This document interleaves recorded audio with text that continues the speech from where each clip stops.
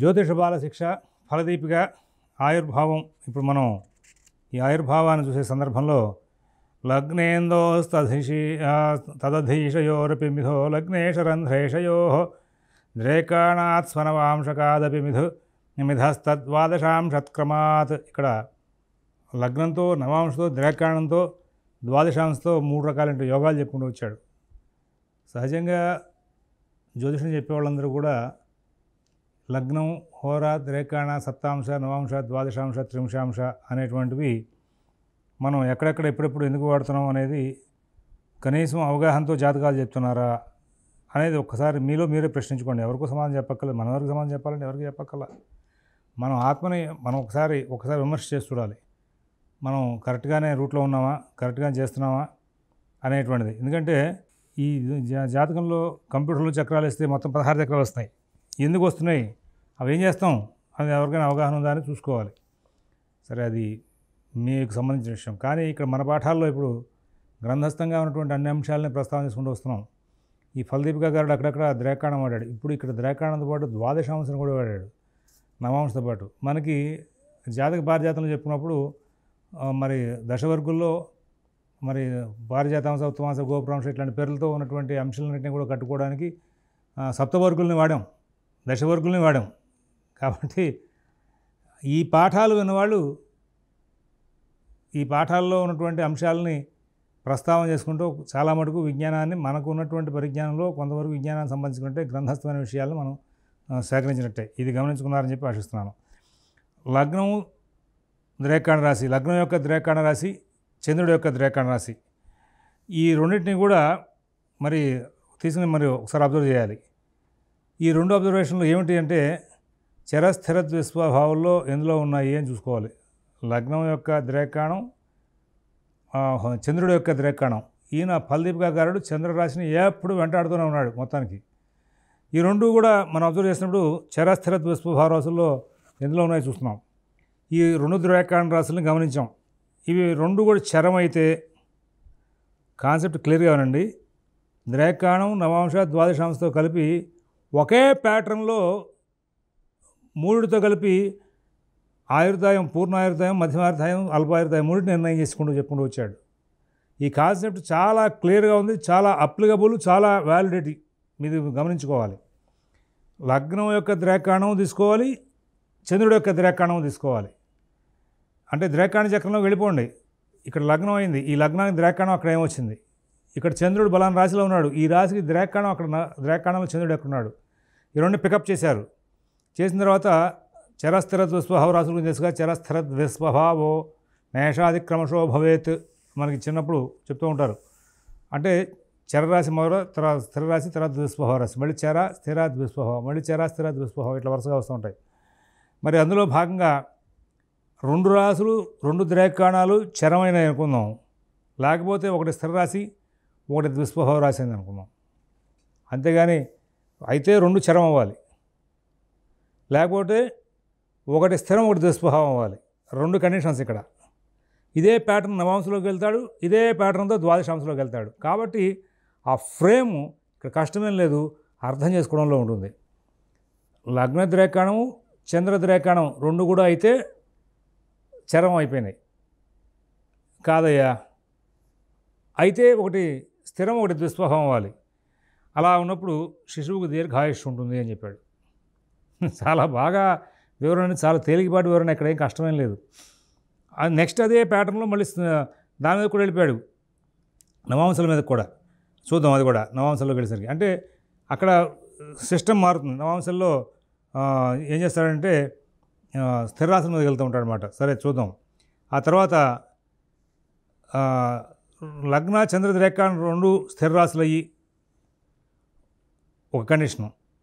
2 స్థిరం కాలేదయ్యా, ఒకటి స్థిరం, ఒకటి ద్విస్వభావం కనుక అయితే మరి అప్పుడు కూడా అల్పాయుష్ ఉండే అవకాశం ఉంది. లేదు, లగ్నం, చంద్ర ద్రేకాణాలు 2 కూడా ద్విస్వభావ రాశిలో ఉండి ఒక కండిషను, ద్విస్వభావంలో లేవు, అప్పుడేమిటి పరిస్థితి, ఒకటి చరం, ఒకటి స్థిరం కనుక అయితే మధ్యాయుష్ అయి ఉంటుంది అన్నాడు. ద్రేకాణాలు తీసుకున్నప్పుడు లగ్న ద్రేకాణం, చంద్ర ద్రేకాణం 2 అయితే చరమయ్యి చరరాశుల్లో ఉండాలి, లేదా ఒకటి స్థిరం దుస్వభావం అవ్వాలి, అప్పుడు దీర్ఘాయుష్ ఉంటుంది. లగ్న ద్రేకాణం చంద్ర ద్రేకాణం రెండు స్థిరరాశులై ఉండాలి. లేకపోతే కనుక ఒకటి స్థిరం ఒకటి దుస్వభావం అయి ఉండాలి, అప్పుడు అల్పాయుష్ అవుతుంది. మరి రెండు కూడా దుస్వభావ రాశులు అయ్యి ఒక కండిషను, లేకపోతే కనుక ఒకటి చరం ఒకటి స్థిరం అవ్వాలి, అప్పుడు మధ్యాయుష్ అవుతోంది. ఇది ద్రేకాణంతో ముడిపెట్టి ఒక అంశం చెప్పాడు.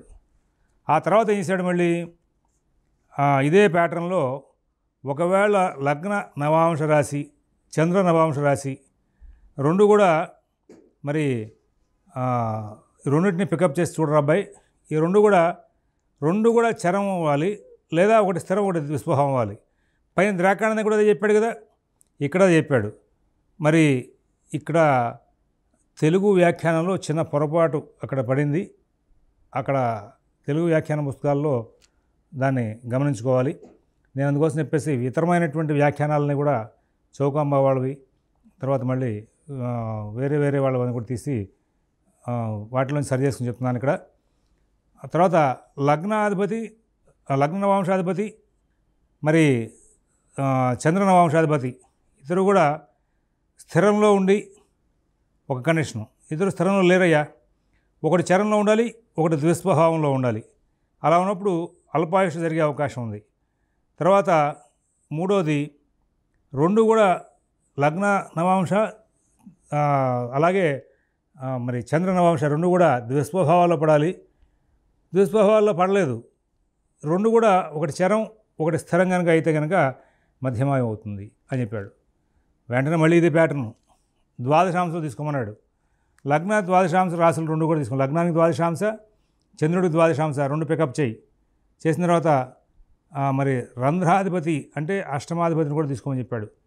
లగ్నాధిపతి యొక్క ద్వాదశాంశ, తర్వాత ఏమో రంధ్రాధిపతి యొక్క ద్వాదశాంశం అంటే మన అష్టమాధిపతి యొక్క ద్వాదశాంశ. పైన రెండింటికేమో లగ్నాధిపతికి చంద్రాధిపతికి చెప్పాడు ద్రేకాణంతో నవంశతో. ద్వాదశాంశ దగ్గర వచ్చి అష్టమాధిపతిని తీసుకోమని చెప్పాడు. ఈ రెండింటిని తీసుకుని రెండు రాశులు చిర రాశిలో ఉన్నాయి, లేదా ఒకటి స్థిర రాశి ఒకటి దుస్వభావ రాశిలో ఉంది, దీర్ఘాయుష్ ఉంటుంది. అలాగే మళ్ళీ రెండు రాశులు కూడా స్థిర రాశుల్లో ఉన్నాయి, లేదా ఒకటి చిర రాశి ఒకటి దుస్వభావ రాశి అయింది అల్పాయుష్, లేదా రెండు కూడా దుస్వభావ రాశులు అయినాయి, లేదంటే కనుక ఒకటి చిర రాశి ఒకటి స్థిర రాశి అయింది, మధ్యాయుష్ కలిగే అవకాశం ఉంది. ఈ విధంగా లగ్నంతో చంద్రుడితో కలిపి ద్రేకాణ నవాంశాల మీద, లగ్నంతో అష్టమాధిపతితో కలిపి ద్వాదశాంశం మీద ఆ యొక్క పిల్లవాడికి పుట్టినవాడికి ఆ దీర్ఘాయుష్ ఉంటుందా, మధ్యాయుష్ ఉంటుందా, అల్పాయుష్ ఉంటుందా అనేటువంటి అంశాన్ని ప్రస్తావన చేయడానికి చక్కటి విధానం ఇచ్చాడు. ఇది చాలా క్లియర్గా వర్కౌట్ అవుతుంది. లగ్నము ద్రేకాణం ద్వాదశాంశ ఈ మూడింటిని కూడా తీసుకోవాలి. ఈ మూడింటితోనూ కూడా ఈ విచారణ చేస్తే కనుక 100% మనం మంచి ఫలితాన్ని చెప్పేందుకు అవకాశం వస్తుంది. లగ్నాధీశ శుభాః క్రమాత్ బహుసమాల్పాయూంషి కేంద్రాదిగా రంధ్రేషోగ్రఖగాస్తదా యది గత వ్యస్తం విదుద్భ్యుఃఫలం జన్మేషాష్టమనాథయో హృదయపచ్చిత్రేషమయోర్మైత్రతో భాస్వల్లగ్నపయోశ్చిరాయురహితే అల్పాయు సమేధ్యమః. లగ్నాధిపతి మరియు శుభగ్రహాలు అన్ని కేంద్రాల్లో ఉన్నాయనుకుందాం. లగ్నాధిపతి కూడా కేంద్రాధిపతే అనే కోణ సంఖ్య కూడా ఉంది. కానీ ఇక్కడ ఒక ప్రత్యేకంగా వివరణ చేసుకుని వచ్చాడు. వాళ్ళందరూ కూడా కేంద్రాల్లో కనుక ఉంటే లగ్నాధిపతి మళ్ళీ అందరూ కేంద్ర శుభగ్రహాలు కూడా కేంద్రాల్లో కనుక ఉంటే దీర్ఘాయుషని, లగ్నాధిపతి శుభగ్రహాలని కూడా పణభరాల్లో కనుక ఉంటే మరి మధ్యమాయుషని, లగ్నాధిపతి శుభగ్రహాలని కూడా ఆపోక్లేవాల్లో ఉంటే అల్పాయుషని చెప్పుకుంటూ వచ్చాడు. కేంద్రాల్లో మరి ఇంకా అష్టమాధిపతిని పాపాధిపతిని కలిపాడు. జన్మేషాష్టమనాథయో హృదయపచ్చిద్రేషయోర్మైత్రత.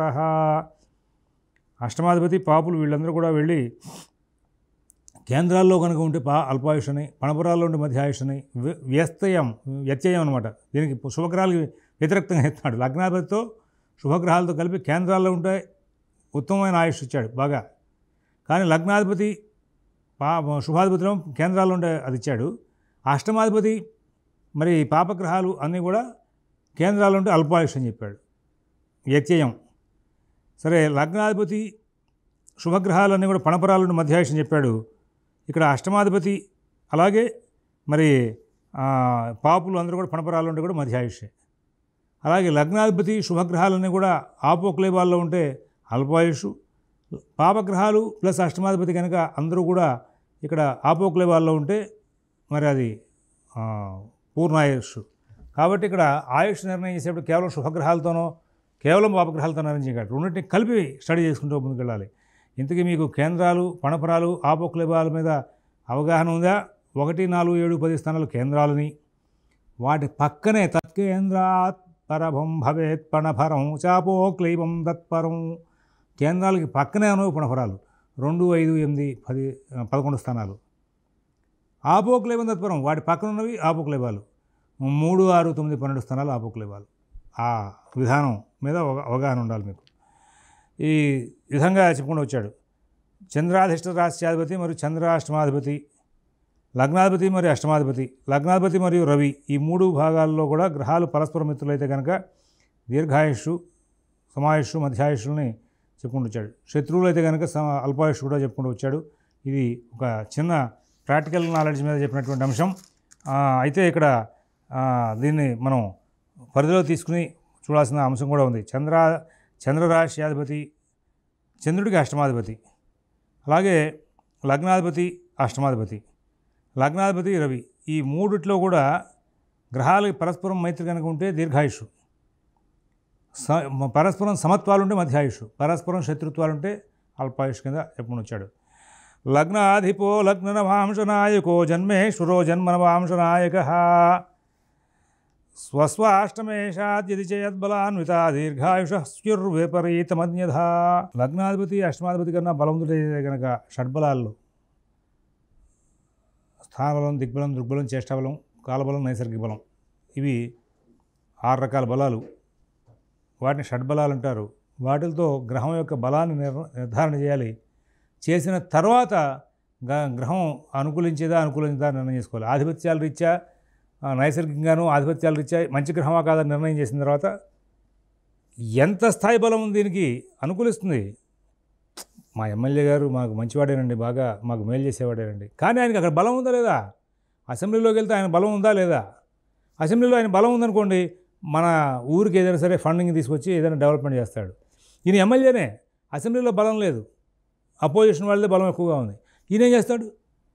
అలాగా సేమ్ ఇదే ప్యాటర్న్లో గ్రహం మంచిదే, ఆధిపత్యాల రీత్యా నైసర్గికంగా అన్నింటిలోనూ కూడా మంచి గ్రహమే, జీహించం బాగుంది.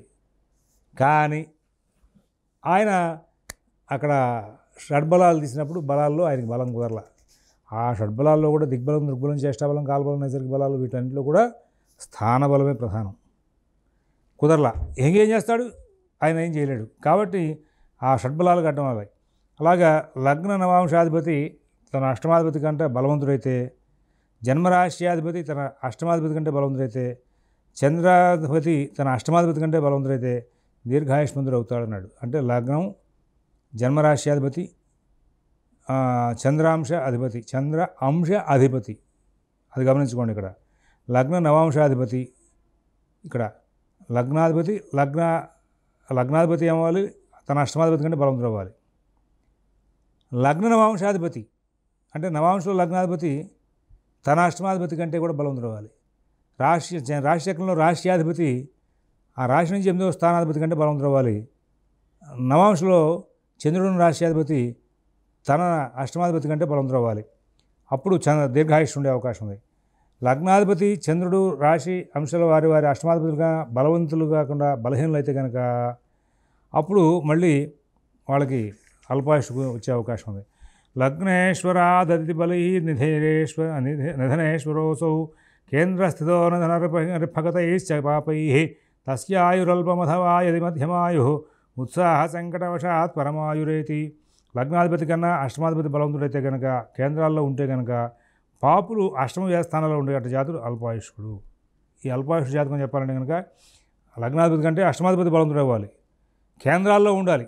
ఇందాక వెనకాల చెప్పుకున్నాగా, వెనకాల శ్లోకంలో కూడా అదే వచ్చింది. 15వ శ్లోకంలో లగ్నాధీశ శుభాక్రమాత్ బహుతమా అల్పాయుంష కేంద్రాధిగా, అందులో వచ్చిన శ్లోకంలో పాయింట్ కూడా ఇదే. అలాగే ఇక్కడ ఇంకో విశేషం చెప్పాడు. పాపులు అష్టమ వ్యయ స్థానాల్లో కనుక ఉండి అప్పుడు ఆ జాతకుడు ఇక్కడ వ్యయ స్థానాన్ని కూడా ముడిపెట్టుకొచ్చాడు, అక్కడ అష్టమ స్థానం మీద మాట్లాడి. అలా లేకపోతే కనుక మధ్యాయుష్ కలవారు. మరి ఒకవేళ దీర్ఘాయుష్వంతులైనప్పటికీ కూడా నిరుత్సాహిగాను, రోగంతోనూ, దురదృష్టాలతోనూ కాలక్షేపం చేసే అవకాశం వస్తున్నాడు. ఈ పాయింట్ చాలా క్లియర్గా అనుకోవాలి. అంటే లగ్నాధిపతి కన్నా అష్టమాధిపతి బలంగా ఉండాలి. ఇక్కడ ఎన్ని చెప్పినా కానీ ఒక సూక్ష్మమైన పాయింట్ గమనించారా ఇప్పుడు దాకా? కేంద్ర కోణ స్థానాలు బలంగా ఉండమే. అయితే ఇక్కడ కేంద్రాల మీద మాట్లాడుకొస్తున్నాడు, ఈ కోణాలను ముట్టుకోడా ఫలదీపికలో. ఆయుర్దాయ స్థానం దగ్గర అసలు కోణాలను ముట్టుకోవాలి, అది ఒకటి గమనించుకోవాలి మీరు. మిగతా కళత్ర స్థానం దగ్గర, పుత్రస్థానం దగ్గర మరి ఆ కోణ స్థానాల్ని స్పర్శ చేశాడు. ఇక్కడ అసలు కూడా స్పర్శ చేయకుండా మాట్లాడుకొస్తున్నాడు ఈయన, కేవలం కేంద్రాలతోనే మాట్లాడుకొస్తున్నాడు. అష్టమాధిపతి బలంగా ఉన్నాడా, లగ్నాధిపతి బలంగా ఉన్నాడా? అష్టమాధిపతి బలంగా ఉండి పాపులు కనుక అష్టవ్యయ స్థానాల్లో కనుక ఉంటే అయిపోయింది, వీడికి ఆయుష్ లేదురా అబ్బాయి అని చెప్పారు. మరి అలా లేకుండా ఉంటే కనుక మధ్యాయుష్ చెప్పుకుని రావాలి. అలాగే ఇంకో మాట ఏం చెప్పాడంటే, నరోల్పాయుర్యోగే ప్రథమభగణే నశ్యతి శనే ద్వితీయే మధ్యాయుర్యది భవతి దీర్ఘాయుషతి తృతీయే నిర్యాణం స్ఫుటజని గురువర్క హిమాసూను దశాం భుక్తిం కష్టామపి వదతి నిశ్చిత్య సుమతి అని చెప్పుకుంటూ వచ్చాడు. ఏంటయ్యా, ఏమిటి చెప్తున్నావు నాయన అంటే, గోచారంలో శని ఒక భగణం పూర్తి చేసినప్పుడు అల్పాయుష్వంతుడని మృతి సంతాప్తం అవుతుంది. అల్పాయుష్లోనే చెప్తున్నారే మనకి. ఈ అల్పాయుష్ అంటే ఎన్నేళ్ళు అంటే, మరి శని గోచారంలో నువ్వు పుట్టినప్పుడు ఎక్కడున్నాడో అక్కడి నుంచి ఒక రౌండ్ తిరిగి వచ్చేసరికి అల్పాయుషుడు అని వెనకాల నువ్వు నిర్ధారణ చేసావు కదా. ఈ అష్టమ స్థానం, లగ్నస్థానం, నవాంశులు, చంద్రరాశులు, చంద్ర నవాంశులు, లగ్న నవాంశులతో అల్పాయుషో, మధ్యమాయుషో, దీర్ఘాయుషో నిర్ణయం చేసావు కదా. ఈ అల్పాయుషుకి ఎప్పుడు పోతాడు అంటే, శని తాను పుట్టినప్పుడు ఎక్కడైతే ఉన్నాడో అక్కడి నుంచి మళ్ళీ అక్కడికి వచ్చేలోపుగా వెళ్ళిపోయే అవకాశం ఉంది. రెండో రోగం పూర్తయ్యేలోపుగా మధ్యమాయుషుల వాళ్ళకి వెళ్ళిపోయే అవకాశం ఉంది. మూడో నమ్మకం పూర్తయ్యేలోపుగా, రెండు పూర్తయి మూడో నమ్మకంలో పూర్తయ్యేలోపుగా అంటే 60 to 90 వేసుకోవచ్చు. ఆ సమయంలో ఈ పూర్ణాయుర్దాయం వస్తుంది. కాబట్టి ఇక్కడ పూర్ణాయుర్దాయానికి, మధ్యమాయుర్దాయానికి ఎలా క్యాలిక్యులేట్ చేయాలంటే శనిని అక్కడ క్యాలిక్యులేట్ చేసుకుని వెళ్ళమన్నాడు. ఈ విషయాన్ని మన వాళ్ళని గోచారం ముడిపెట్టి మూడో శని కనుక వస్తే మూడోసారి వెళ్ళినాడు చచ్చిపోతారండి అని చెప్తూ ఉంటారు. చాలా తప్పుడు మాట అది. ఇప్పుడు మొన్న ధనురాశికి ఏలినాడు శని పూర్తి అయిపోయింది, మకర రాశికి కూడా పూర్తి అయిపోయింది. పుట్టినప్పుడు ఏలినాడు శనిలో పుట్టి ఇప్పుడు సుమారుగా 60 ఏళ్లలో 70లో ఉన్నటువంటి మకర రాశి వాళ్ళు, ధనురాశి వాళ్ళు, వీళ్ళందరూ కూడా మూడో రౌండ్ ఏలినాడు శని చూసేశారు. బతుకున్న వాళ్ళందరూ కూడా, వాళ్ళందరూ చావలేదే, మనకి ఎదురుకుండా కనబడుతున్నారుగా. అందువల్ల కేవలం ఒక గోచారాన్ని పట్టుకుని ఏవేవో చెప్పడం, బెదిరించడం, భయపెట్టడం, వాళ్ళ సమాజంలో వాళ్ళని ఏమన్నా చేయట్లా, భయపెట్టేస్తున్నారు. అట్లాగా జ్యోతిష ఉగ్రవాదులు అనాలేమో వాళ్ళందరినీ కూడా, వాళ్ళకి పేరు పెట్టాలేమో. అసలు శాస్త్రం చెప్పట్లే వాళ్ళు ఏదో పట్టుకుంటే ఒక పాయింట్, ఆ పాయింట్ని 10 సార్లు. కొన్నాళ్ళు కుజ దోషం పట్టుకున్నారు, ఆ కుజుని పెట్టారు. కొన్నాళ్ళు శని అన్నారు, కొన్నాళ్ళు రాహుగతులు అన్నారు, తర్వాత కాలసర్పదోషం అన్నారు, ఇప్పుడు పితృదోషాలు అంటున్నారు. ఏదో ఒక పాయింట్ పెట్టుకుని మొత్తం యూనివర్స్గా భారతదేశం మొత్తం అంతా అదే పాయింట్తో నడిపేస్తూ ఉంటారు. ఒక క్షేత్రం వెళ్ళిపో ఉంటారు, కొన్నాళ్ళు గోకర్ణం ఉంటారు, కొన్నాళ్ళు కుక్ అంటారు, కొన్నాళ్ళు ఇంకో చోట అంటారు, ఏవో చెప్తారు. ఆ మధ్యకాలంలో కొన్నాళ్ళు నాసిక్ వెళ్ళాలన్నారు, కొన్నాళ్ళు రామేశ్వరం వెళ్ళరమ్మన్నారు, కొన్నాళ్ళు కాకానే వెళ్ళరమ్మన్నారు. అయిపోతున్నాయి, గోకర్ణం అన్నారు. అలా దారుణంగా శాస్త్రంగా చెప్పకుండా ఏవేవో చెప్పి ఏం చెప్తున్నారు. మధ్యమాయుషు, అల్పాయుషు, పూర్ణాయుషుకు చెప్పేటువంటి అంశాన్ని తీసుకెళ్ళి వాళ్ళ ఆ గోచారంలో ముడిపెట్టి భయపెట్టి మనుషుల్ని భయభ్రాంతులు చేసి ఇష్టమైనట్టు నడిపిస్తున్నారు. ఇక మిగతా విషయాలు రేపటి రోజు మరో ఎపిసోడ్ చూద్దాం. స్వస్తి.